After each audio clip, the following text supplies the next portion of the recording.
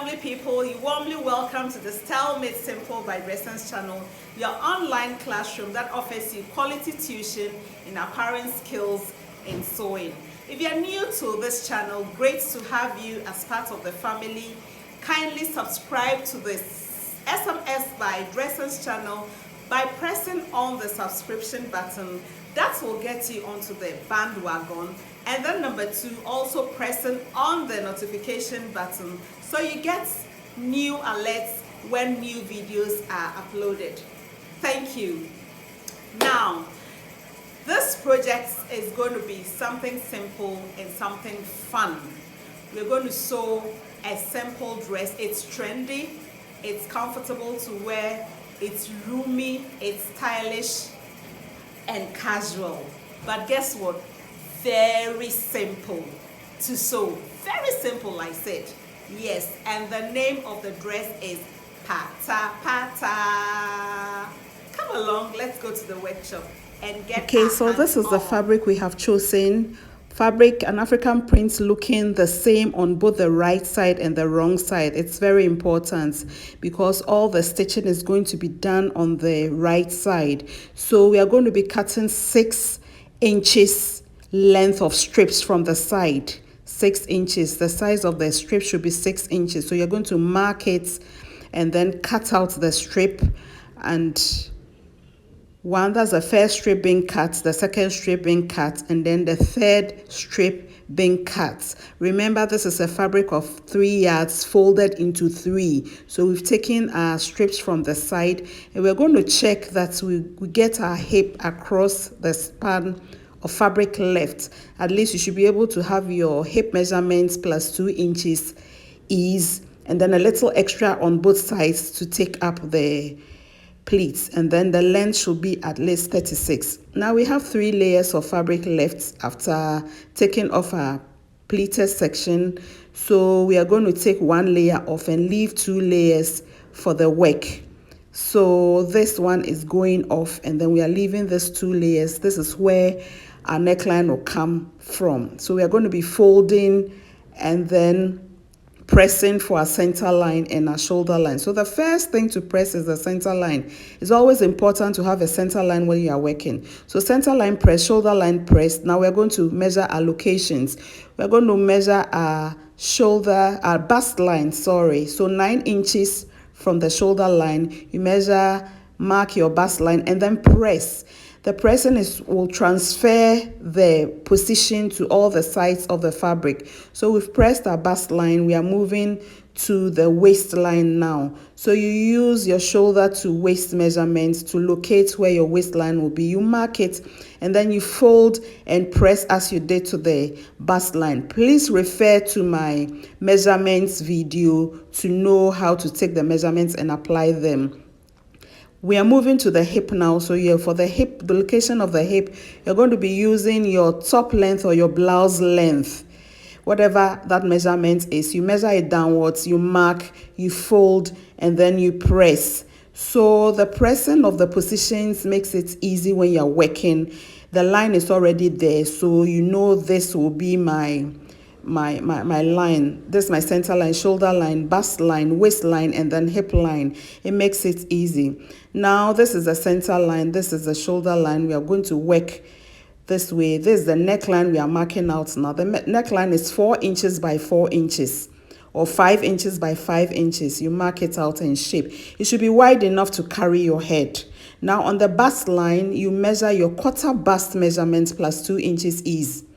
Your quarter bust measurement plus 2 inches is. It should be free throughout because we are not fixing any zip. So that's why we are adding 2 inches to our measurement. So your quarter bust plus 2 inches, you mark it. Then you move to the waistline and do the same. You measure your quarter waist measurements plus 2 inches. Quarter waist measurement plus 2 inches for ease of movement of the dress. And then on the hip line, you go and measure your quarter hip plus 2 inches. So that's how easy it is. You're adding 2 inches on all the measurement because we want the dress to be free. We are not fixing a zip. So now you mark your points from your bust point to your waist point, and then from your waistline, you open it out in an A-shaped form. This is the side seam we are marking, a seam that we are marking. We're going to be stitching it on the right side. The marking is being done on the right side. So that's your side seam for you that we have marked.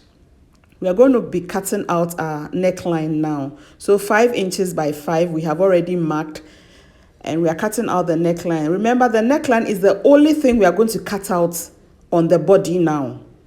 We are cutting out the neckline, and that's done. We have ½ inch there to finish the neckline.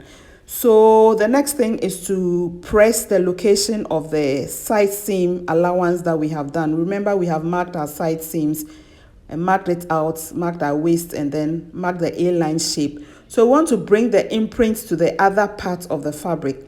So we are going to fold on where we marked and then press out the stitching line. That will be the stitching line. So we are just transferring the stitching line onto the other side of the fabric.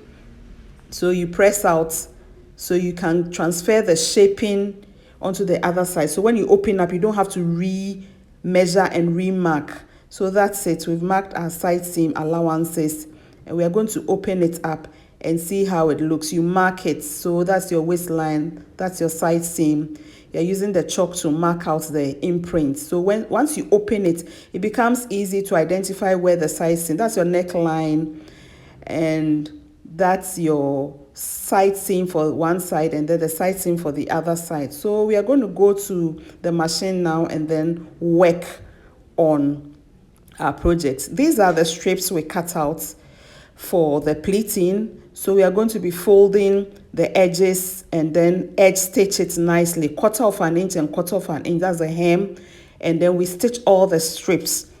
So those are the strips I'm working on. I'm doing my edge stitching. I'm going to fold 1/4 inch first, and then fold again another 1/4, and then stitch all the strips, stitch them to the end, all the 3 long strips.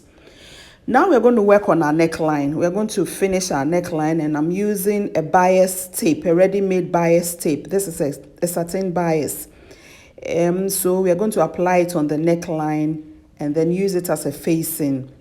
I'm notching my center front and then my center back. It's always important to notch your key positions.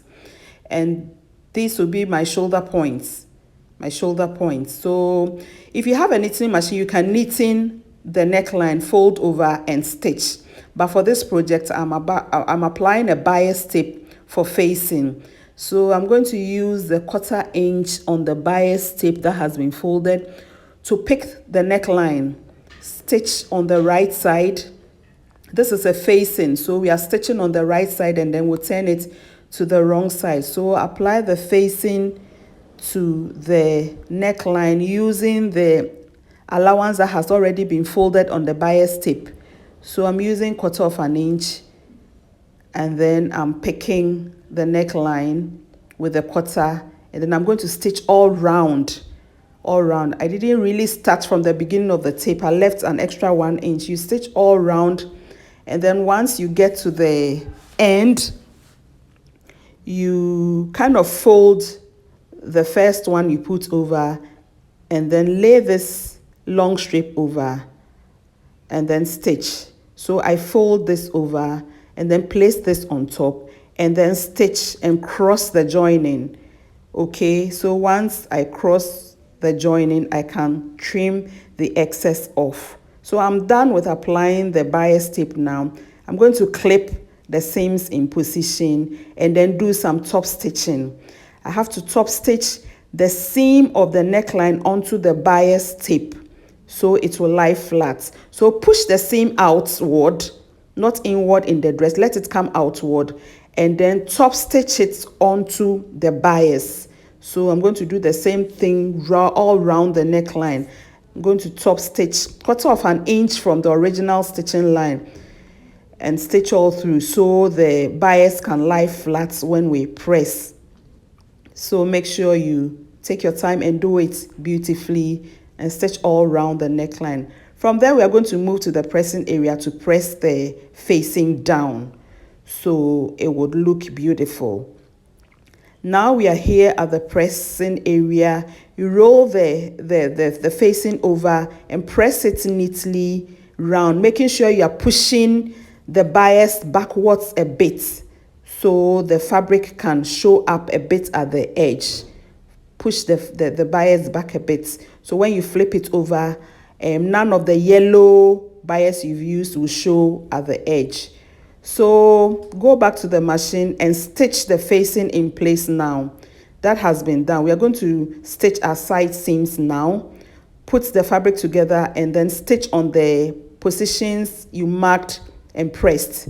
You stitch to the end, not leave about 2 inches at the end, at the hem. This is how it's going to look like at the side. This side, we are going to apply our pleats here. Now let's work on the pleats. We are going to join the pleats into one long strip. The strips we have, we've edge stitched it, but they are in separate pieces. So now we are going to join it together. So we have all the 3 strips joined and then one long strip. So this is a French seam we are doing. You first stitch a 1/4 of an inch on the right side, put 2 pieces together on the right side, stitch, trim a bit, and then flip it over to the wrong side, and then stitch the seam in again. So a French seam is a seam within a seam. So stitch a 1/4 of an inch. That's how you're going to join all the 3 strips together. So once you have the 3 strips together, we're going to start pleating now. So you start by folding the first pleat, and make sure the rule of pleating is that it should be evenly sized and evenly spaced. So you make sure if you are folding the pleats 1 inch, 1 inch, they are all 1 inch in size, and the intervals between the pleats are even. So you do the same thing throughout the span of the length of strip of fabric you have, and then that's it.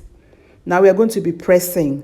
The pressing is a patient job. You need to rearrange the pleats beautifully, rearrange, put them in position. Make sure you are folding the pleats in position, and then you seam press. So that's what you are going to be doing in bits until you are able to press the long length of strip, 6 inches strip that we have. So you're going to steam press it nicely and flat so the pleats will look sharp. So that's what you're going to be doing in bits. Once you press, you pull it forward and then continue rearranging the rest and pressing until you complete pressing the entire strip. So that's what you're going to be doing. Rearrange and press, rearrange and press, rearrange and press until you are done with the entire length, and then we can apply it onto the dress. So this is it. I'm almost done with the pressing. I'm almost at the end of the strip. So you press it beautifully, and then we can do our application of the strip onto the side seams of the dress. Fold it nicely and then press. It is worth it. If you take your time and you do it well, it will look beautiful. So that's it. I'm done with the pleating, the long strip of pleating, and that's it for the pressing. So time to apply it onto the dress now. Done with the neckline and done with the side seams. So application of the strip onto the dress. Remember, you are applying the strip on the right side of the fabric. We are not doing anything on the wrong side. Everything is on the right side. So 2 right sides facing, you attach your strip. I'm starting from the hem side of the dress. So you're going to attach the strip all round the left-hand side of the seam, 2 seams showing. Then you move to the hem area, you apply the strip all there continuously, and then you move to the other side of the strip. So the whole dress will have the pleating at the edge, all around the edge. That is what you do until you get to the end. Once you get to the end, you overlap and join it like I did to the facing. So that's it. I'm done with the application of the pleats onto my sides. This is what it looks like. You knitting the raw edge within and press it beautifully, and that's it. Pleated all over. I told you it was going to be easy. Thanks for watching this video.